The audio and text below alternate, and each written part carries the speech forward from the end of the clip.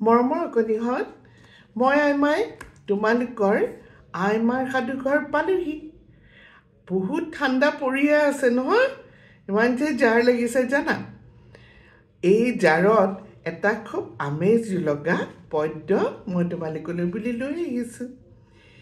বহুত পুৰণি এখন পদ্যৰ কিতাপ পালোঁ কিতাপখনৰ নাম কি জানা শিয়ালৰ শিং আৰু এইখন লিখিছে প্ৰেমধৰ দত্ত ইমানেই পুৰণি তোমালোকৰতো জন্ম হোৱাই নাছিল এতিয়া যিবিলাক ডাঙৰ হৈ আছে তেওঁলোকৰো চাগে জন্ম হোৱা নাছিল এই দ্বিতীয় সংস্কৰণটো হৈছে 1995 চনত কি যে মজা মজা তোমাৰ পদ্য লিখি থৈ গৈছে তোমালোকৰ কাৰণে এই শিয়ালৰ শিং নামৰ কিতাপখনৰ একেবাৰে শেষৰ কবিতা মানে পদ্যটো মই পঢ়ি দিওঁ শুনা তোমালোকে বাৰু শিয়ালৰ শিং আছে বুলি জানানে নেজানা সঁচাকৈ আছেনে বাৰু শিয়ালৰ শিং আমিতো ক'তো কিতাপতো পঢ়া নাই কোনেও দেখাও নাই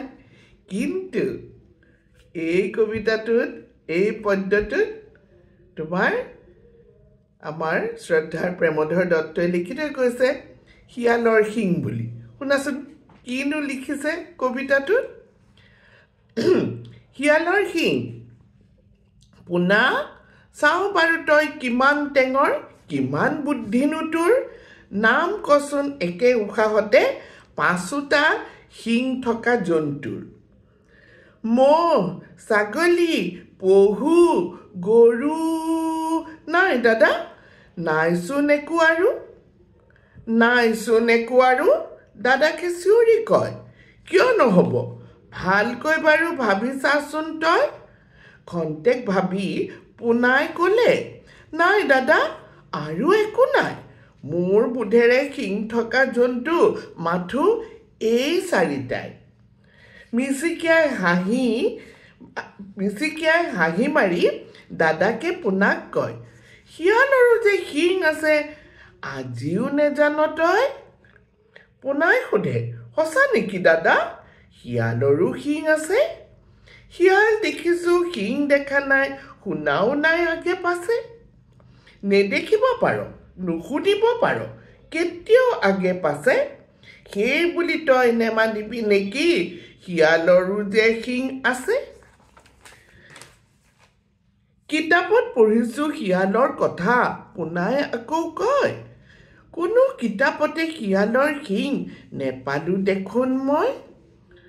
কিতাপত নাথাকে শিয়ালৰ শিং শিয়ালৰ মূৰতহে থাকে অকৰা এইটো আজিও নেজানে সেইটো কথাকে এশটা শিয়ালে একেলগ হৈ অমাৱস্যাৰ ৰাতি হোৱা দিলে যত কলা মানুহৰো দুখন কাণ যায় ফাটি তাতে এটা শিয়ালৰ মূৰত গজে শিং গজিয়ে কিন্তু সৰি পৰে নেথাকে একোকে চিন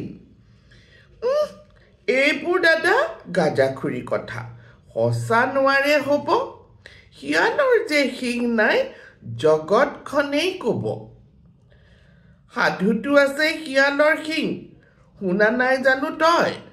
জুহালৰ কাষত বহি নিতৌ বুঢ়ী আয়েচোন কয়